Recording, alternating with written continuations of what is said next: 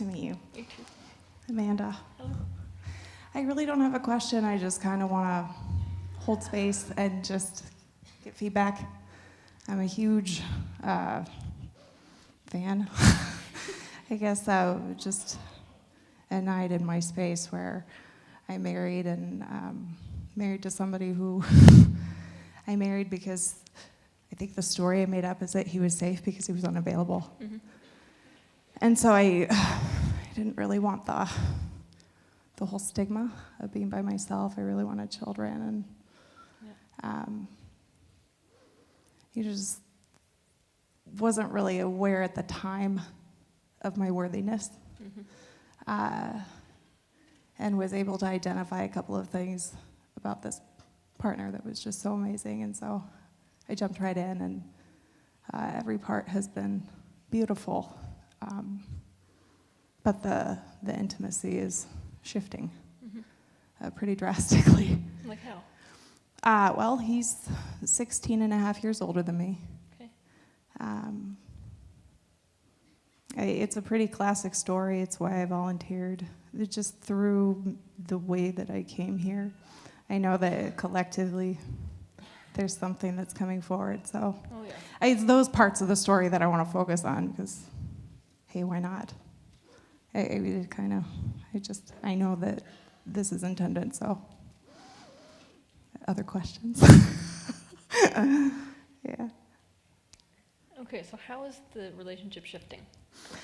I finally have the balls to believe that I might actually have something to offer somebody intimately, and I would like to explore that more. And this man has been very, very faithful in that he does not change. So the unavailability is still unavailability. You know, he's been very faithful to be who he's been since the very first day. And does he know where you are emotionally and everything? I've done what I can to share. I tend to get long-winded. So he's like, can you just get out with it already? Can you just, out with it already? And I'm like, okay, here it is. I think maybe. Here it is. And so he's, he does what he can. What did you tell him specifically? That I'm lonely, that I want more. I think I wrote him like a 15 or 16 page letter on our wedding anniversary of 15 years or however long our relationship. We've been together 15, 16 years. We were married in 2005. But just a long time. I did the best I could to use words to kind of point him in the direction that I knew intuitively that I was going in. Does he understand what you need? I don't know. I think parts that he's open to hearing, because there's definite gifting there, and he has a really strong father energy, and I lost my father when I was going through adolescence, and right when all that was happening, the whole going into junior high thing, my dad died. Great timing. Yeah, right? Just like complete and total shift of going from a standard family of mom, dad, brothers, sisters, to older brother, sister moving out, everything shifting, and then being in almost like this second family with a single mom with learning disabilities. And overnight, I pretty much went from, 13-year-old kid to, I guess I'm mom's sidekick now, and we'll be making these decisions together. So, I suspect that perhaps there was a part of me that was wanting to have that father-like covering, of course. And he's an amazing daddy. Amazing. And, I'm kind of in a place now where I love him for that portion. And as creepy or weird as it seems, like I'm very attracted to him. Like it's still there. It's just, his needs are 3 times a year. Mine are 3 times a week. Like, it's really that simple. Are we talking strictly sexually or what? No. No. Definitely not. So, there's... So define what you want. Thank you. An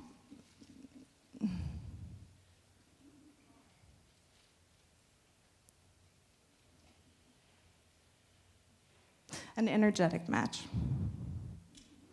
that is similar enough on where I am headed emotionally Yeah. to be able to support that. Where are you headed emotionally? Good question. I can tell you why he's frustrated. Do you want me to tell you why he's frustrated? Please help me. Because you make no sense. Thank you. Appreciate that. Yeah, no, I get it. Yeah. It's so this is important, okay? Especially for women. Thank you. Oh God, I feel guilty every time I say it. Men are very simple creatures. Yes, they are.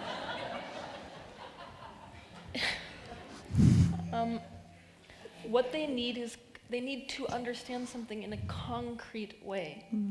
Now, a lot of women are they're really terrible at saying specifically what they want, and we can get into a whole thing about why that is, but be very terrible at giving men concrete examples about what they need done. No, I'm just going to go here, right? Please. As women, right, we are raised with a concept that to need or want anything is to be basically a diva and therefore a bitch, right? So Yeah, like to basically throw my weight around and like, hey, you know what? I'm going to do this. I'm going to, try and control what you do by making you afraid. yeah, so we're going to manipulate in order to get what we want. Manipulate and control. Not only are we going to manipulate and control, when that guy's making us really upset, we're going to be like, how can I possibly hurt you more? Yeah, stab him, hurt him, create, yeah. what's the matter? Yeah. Nothing. Yeah. Yeah. Yeah. We basically become walking vortexes of confusion as women. Because what we can't do, because it's labeled in the bad girl category, right? And we can't live with ourselves that way. What we can't do is to become very clear about what we want, why we want it, and how we want it to look practically. Can you repeat that, please? Thank you. Okay, we need to understand what we want, Okay. why we want it, and how we want it to look on a practical level. How we want it to look on a practical level. Thank you. That's what he needs. That's what he needs. Yeah, because this is Okay. the thing. Sometimes I sit up on stage. For me, but okay. All right. It's for you, but it's Thank going to be you. for him. Yes. Okay. A lot of times when I'm sitting up here on stage with somebody, it's obvious that they're not in a vibrational space with the partner that they're with to stay with them. And you'll see me do this completely differently. But you're not in that space with this partner yet. No, I know. I don't think you've given him a good enough chance here. Thank you. And the chance is this. I know what I want. I know why I want it. I know how I want it to look. And I'm then communicating it directly. So. Thank you. Yeah. I'll just play a game with it. I like games. I like playing too. It's fun. Okay. No, really, I do. Yeah. I'm taking you on a little bit. All right. What I want really, really badly is for somebody to demonstrate that they want to be around me. What was really exciting for me in the beginning of my relationship is that this guy really wants to be around me. Like really bad, and it's obvious, right?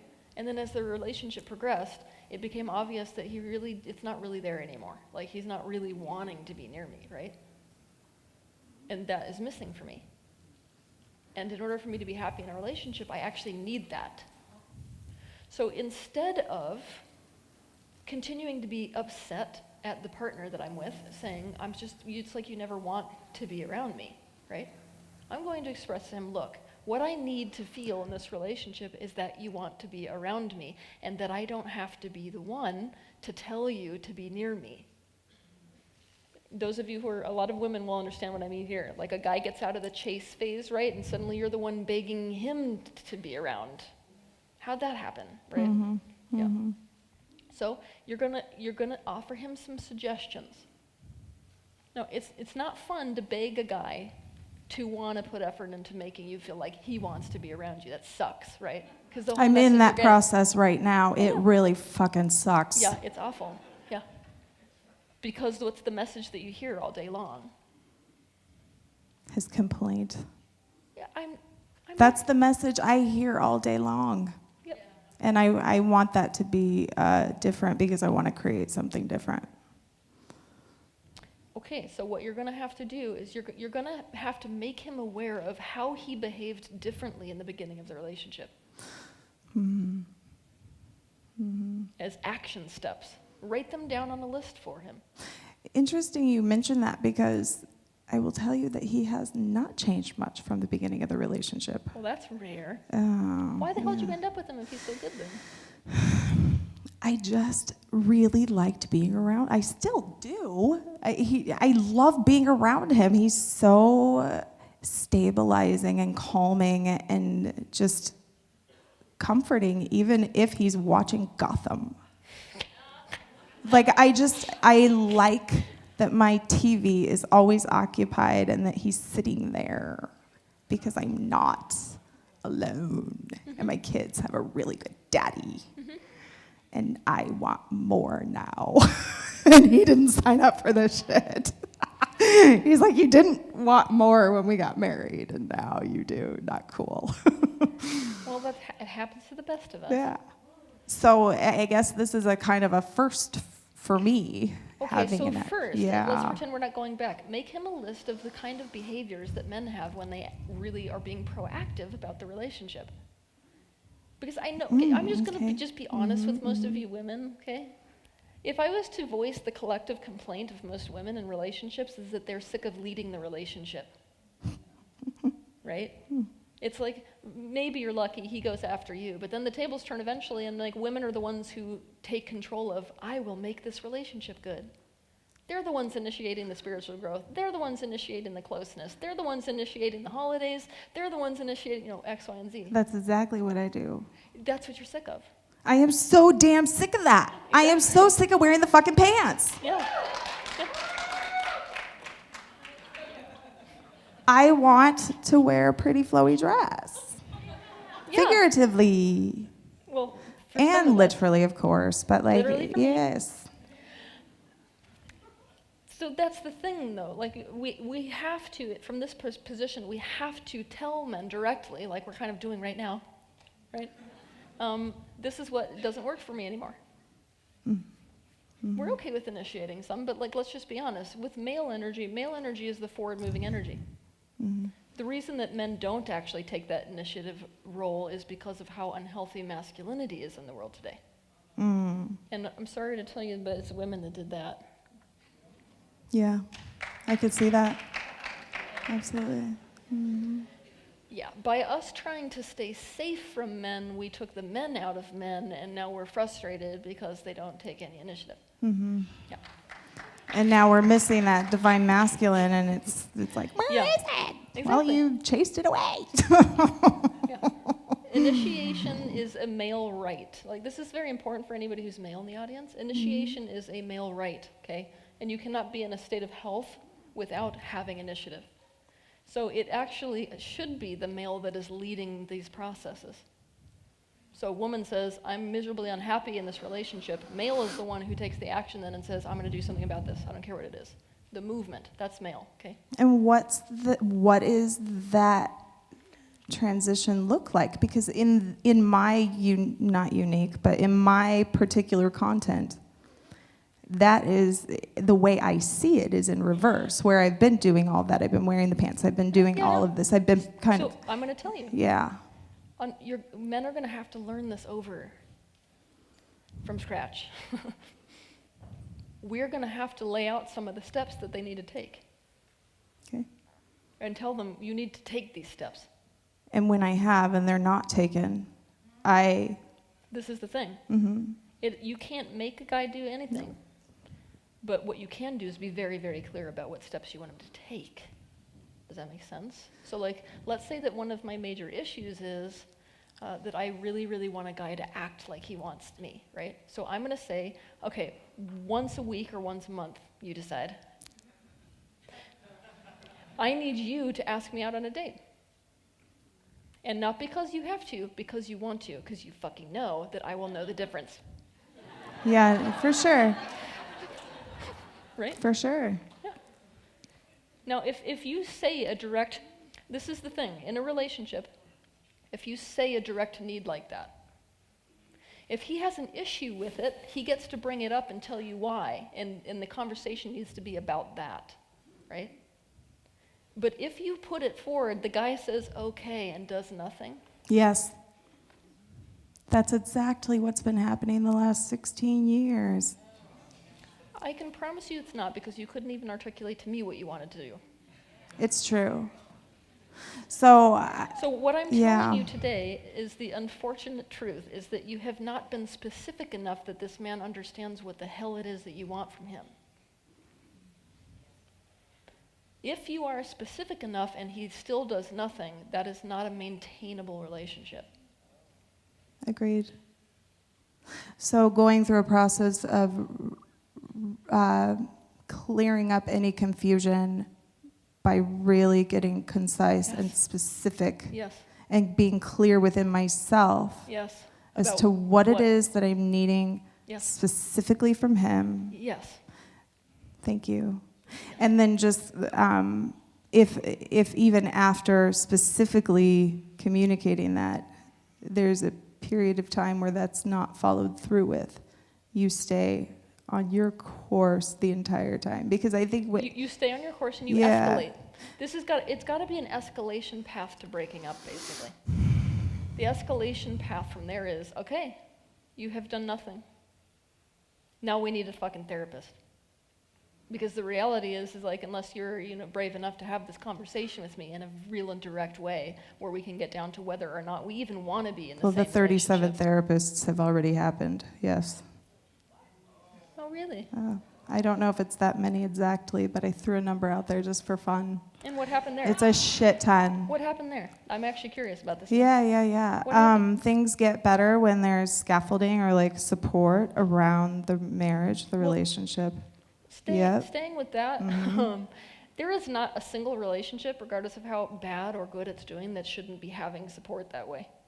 Like, I really need the stigma around therapy and relationships to go away permanently, because I don't actually know a relationship that can do well without it. No, that like, makes that's a the lot rarity. of sense. Even the best relationships need it. That makes a lot of sense. Yeah. So, no more stigma around how many therapists. Thank you. Yeah, just a lot. My impatience is coming out. I guess if I could allow my emotions to be that. But what happened? I need to know the dynamic. Oftentimes, I guess the story I tell myself is that when we go into therapy, that I'm doing whatever I can to try and open the communication in a way where I can be understood more effectively than clearly it's coming across now.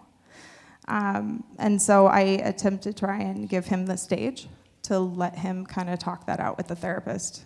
And then the little story I tell myself on the side is that he dominates every single therapy session, and I just sit there and listen.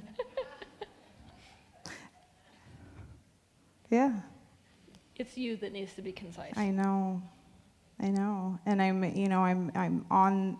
This is what's happening. Can I tell you what's happening? Please. When you guys are together, I can guarantee you, if I had him here on stage, you would divert out of this personality that we're watching right now, and you'd go straight into a little girl. So we could FaceTime him.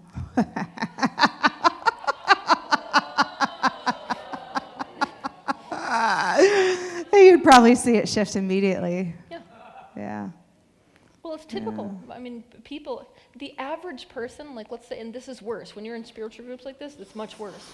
But the average person that doesn't go to spiritual seminars, that's living kind of a humdrum normal life, if you shake hands with them, the minimum amount of splits within their consciousness, that is internal personalities, is a minimum of 22. Yeah, you're looking at hundreds for the majority of people here. I'm sure. So it's not uncommon that people will go into, we just notice them as energetic shifts, because it's not when you go into little girl mode, you're like, I don't know, I don't answer by that name anymore.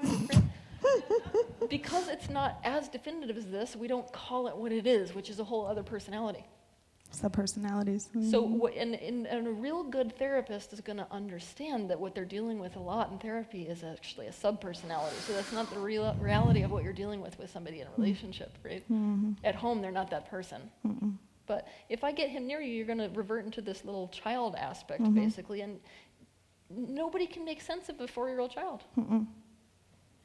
And they can't verbally speak exactly what they need in concise ways. And so trust me, this man is floundering. Floundering. Yeah, just like, What the hell? I've got this Yeah. really unhappy woman and I don't What know the what hell? to do about it. I don't know. Like, let's just do what I always do.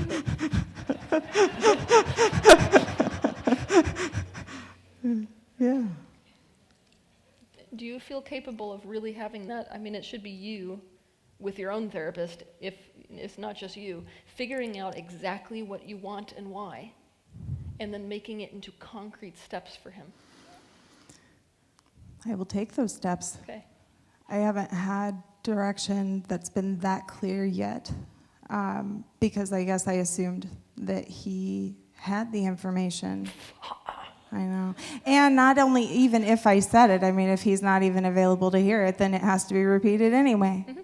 So regardless, there's a process that I am going to be going through where I'm Yep. going to be getting much more specific with him about Much more practical things that he can do. Oh, yeah. Like with men, you guys, I need you to take the trash out at 5 every day, if that's possible. That's how specific I'm talking. Mm-hmm. Like, really fucking specific. Mm-hmm. And just so you know, this does not make you a bitch.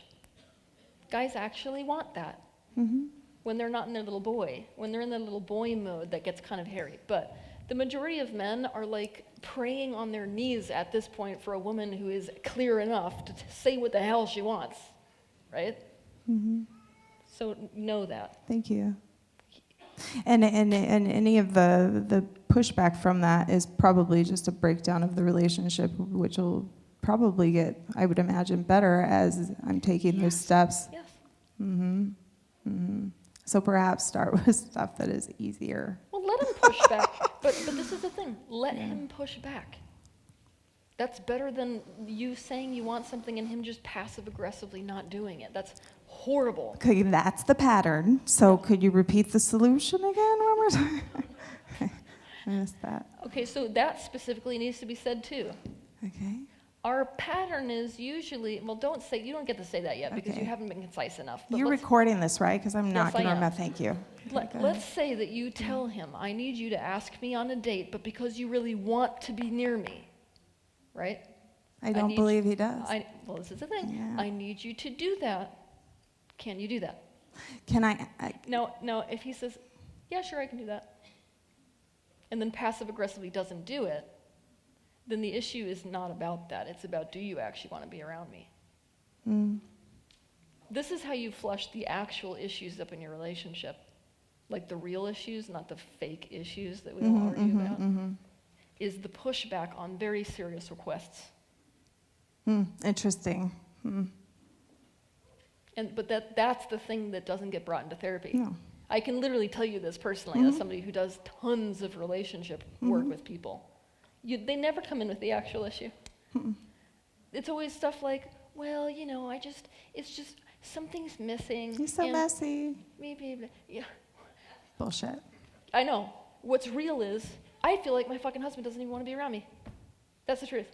I feel like my fucking husband doesn't give a goddamn about anything, about me, anything, Exactly. anything. No, that's real. No, that's what we can work with. Yeah. You don't give a goddamn. That's what belongs in a That's therapy it. room. Yeah. And then the whole believing that thing and all the drama and the chaos that creates. Now, unfortunately, in order to working with a good enough therapist means working with somebody who's capable of pulling him into the truth, which I can tell you with his personality would be difficult. It requires, when he sits there and you say something like that. He's a science teacher. What do you think he says? Yeah. No, I really do love you. See, now a real good therapist would be like, okay, then there's a little bit of a problem here between the communication. Why do you think she's not feeling any of that from you? See, somebody would be able to get deep enough with that. He says it's my anger. Oh, deflection. That's I'm good. really, really good. I used to be a very good spiritual bypasser. I had that one down. Well, it probably made life more uncomfortable for him. But that's the step I want you to take, okay? I want you to get super concise with what you want. Thank you. Because regardless of whether it's this man or another man, You could take you into every relationship. I'm just going to say it here. That's why I'm still with him. Yeah. Because I knew, intuitively, I just knew that, it's been a twin flame kind of situation for the entire time I've been with him. And he's like, what the hell? You say you want to be with me, and then you do. And I have not seen yet how confusing that could be. Yep. I'm telling you that this man deserves another chance here. Thank you. With you being incredibly upfront with what you want. Okay, so I have one more little thing then, because I've always kind of felt, so I can't believe that I'm admitting this from a fucking stage. Okay, if I genuinely believe that I'm polyamorous, how does that play into all of this? If in a monogamous situation... Why do you believe that you're... Can I just be honest with you? Yes, thank you, help. She's like hiding underneath.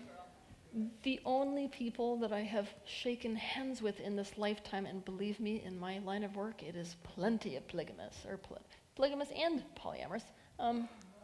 Yeah, actually both. I live in Utah.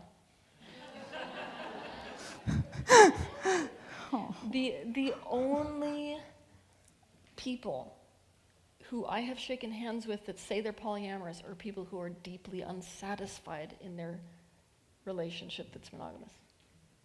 The relationship, last part. Their monogamous relationship.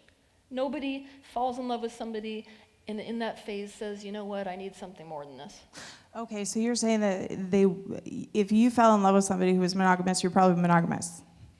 Did I get it? No.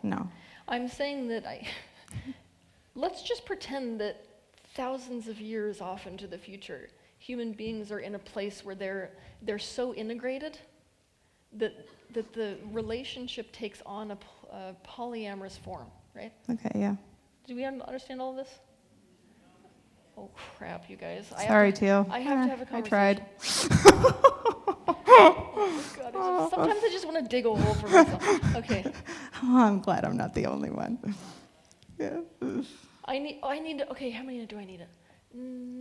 I need 4 of my team members. Oh, God, I hate that I'm doing this.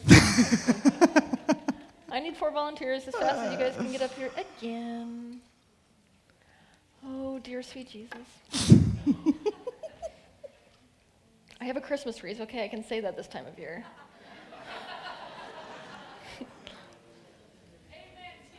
Oh,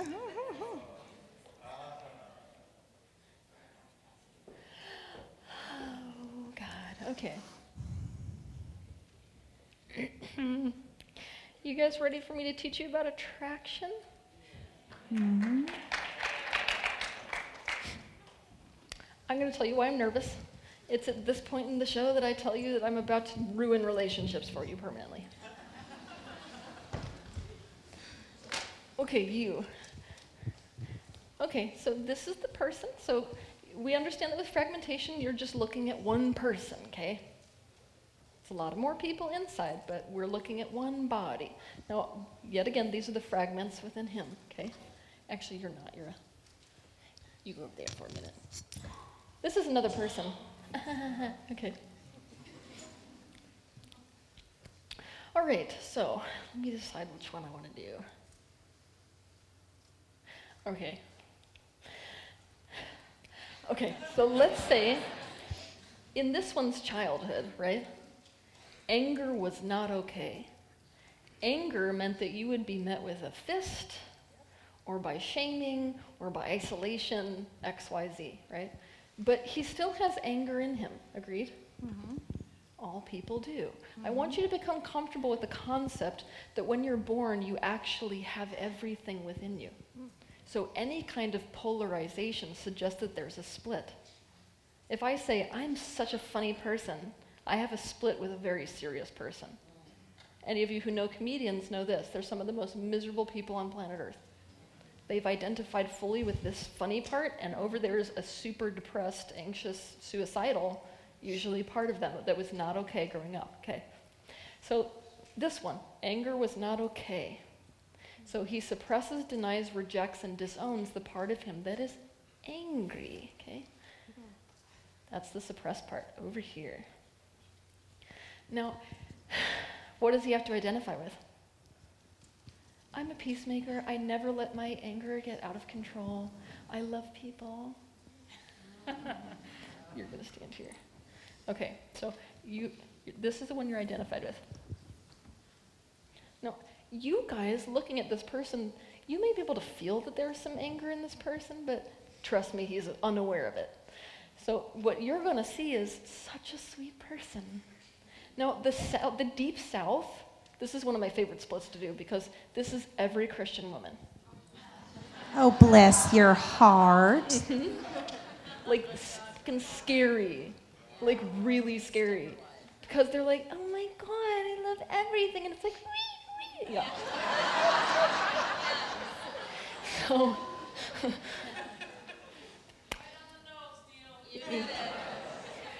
okay, so, this, like I said, everything in the universe is going towards unity. So what happens if, as the universe, being a mirror universe, if I can't get these two to reconnect? I can't get them to do this internally. What happens? Yeah, okay, so we understand that the external world, this being a mirror universe, everything in your external reality mirrors your internal reality. This includes both, so actually both of these parts are a point of attraction to the external world. But look at which one he has disconnected from. The real unity and the gravity that is happening here. I want you to think about, like, if you have a whole magnet and then you split it apart, right? That's fragmentation. There's still this intense magnetism between that part that you've split off from.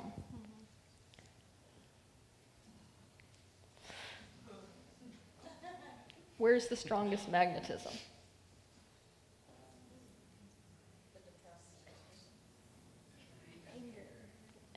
Between him and his anger. So what's going to come into the external reality? More. The anger of this one. Now, this is where you feel the intense attraction. This is where I ruin relationships for you. You ready?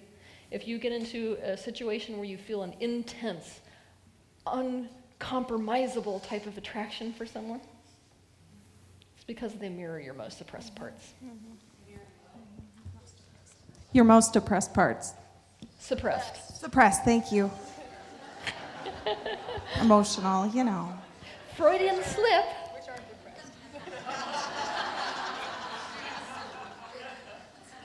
So,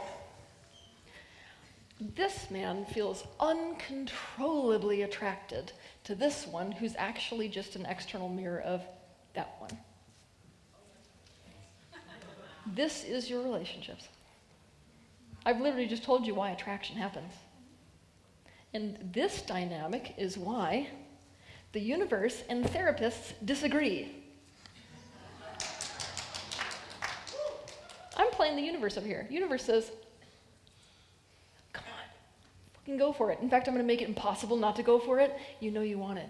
Oh, you want it so fucking bad. You're dreaming about it all day long. See, because I know if I can get him to love her, then that is an externalized way of him loving this one. As the universe, I want him to go after every strong attraction he has so that he's forced to create unity with the parts he's disowned. Yes. No. Spiritual teacher hat, therapist hat goes, oh fuck. Like, this isn't going to go well, just so you know. Like, you are getting in a relationship with a rageaholic. Oh my God, yeah. You see the difference between universal perspective and therapist perspective? Because the therapist often is the one who, even if they don't understand fragmentation, notices that the most repressed aspect in this is actually what's happening externally.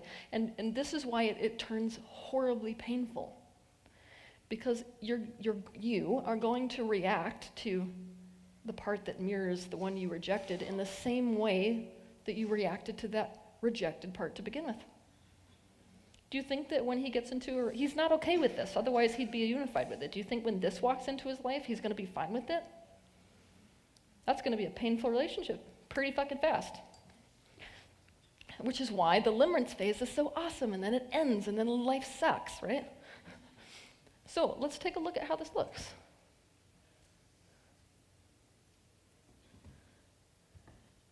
you two getting into a relationship now.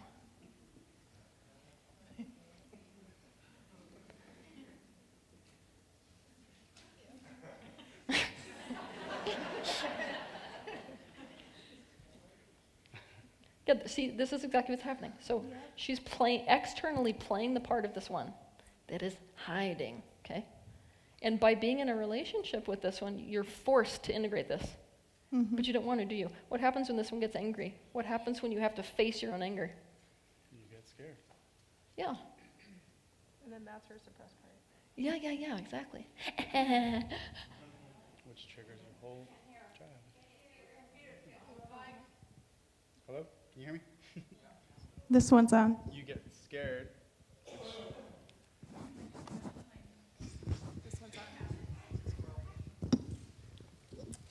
You get scared, which triggers your whole childhood. Everything you were programmed to believe. But you said you were so in love with this person. Yeah, what happened? I gotta get my needs met somehow.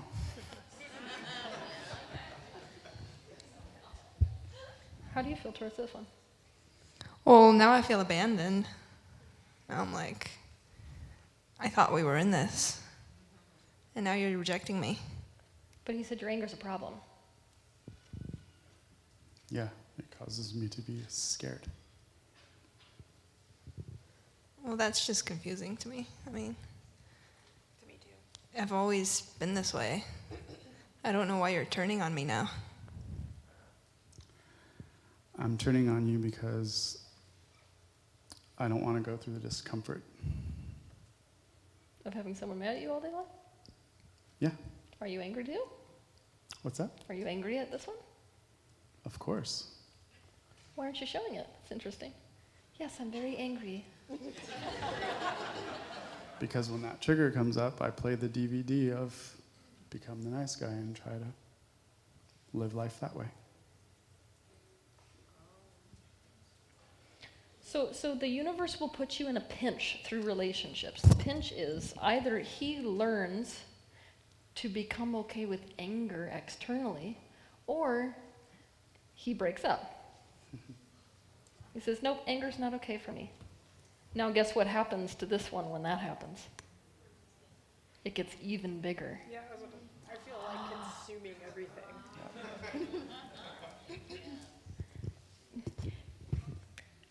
Bigger vibration means bigger mirror. Hi. You're kind of cute. Thanks. So, I'm going to play this game until we end up in a relationship, right? Yeah. Yes. We're in a relationship now. Okay. Why did you dress so stupid? This doesn't say, I'm a professional. I want to be with a professional. What's wrong with you?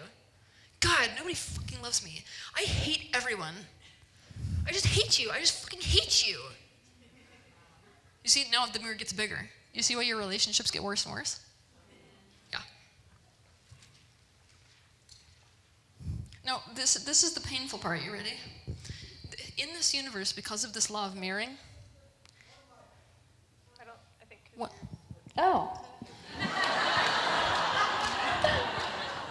Thank you, Blake. I didn't remember I even had it. Okay. I was really in the role, you guys. Okay. So this is the thing. The universe will make it more and more and more and more and more and more and more uncomfortable. It amplifies everything because of that dynamic I just showed you. So you will get with worse partner, worse partner, worse partner, worse partner, worse partner. Until what is forced is a reckoning with this part. Now this is where this is why I really need people to understand this before it escalates, because so many hate crimes are about this. The reflection gets so big and the gap between these two gets so big that when that gap closes, it's murder now. You see? That's why it's so important to own your anger, actually, so it doesn't get to that point.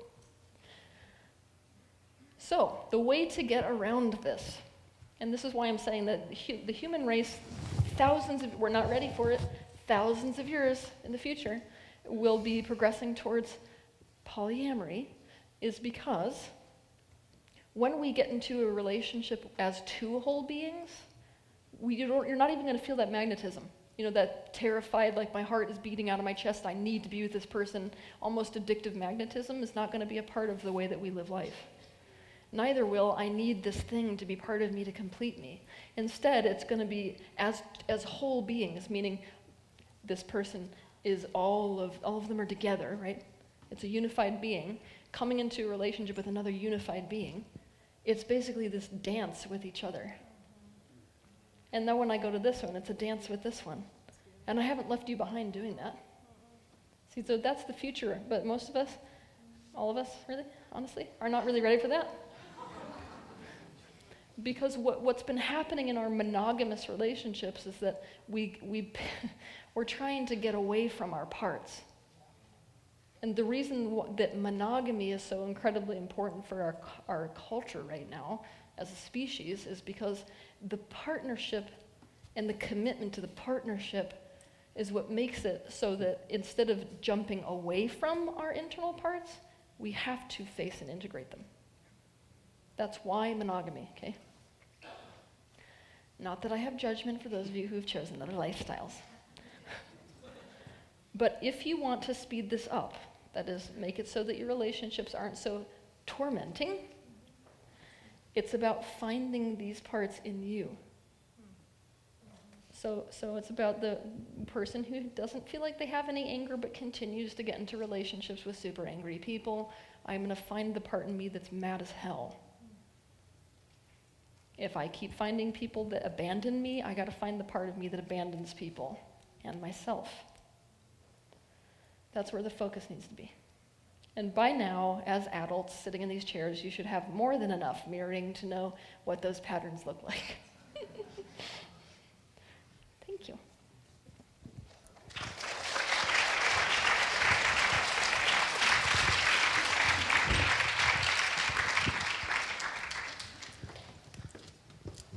What? Okay.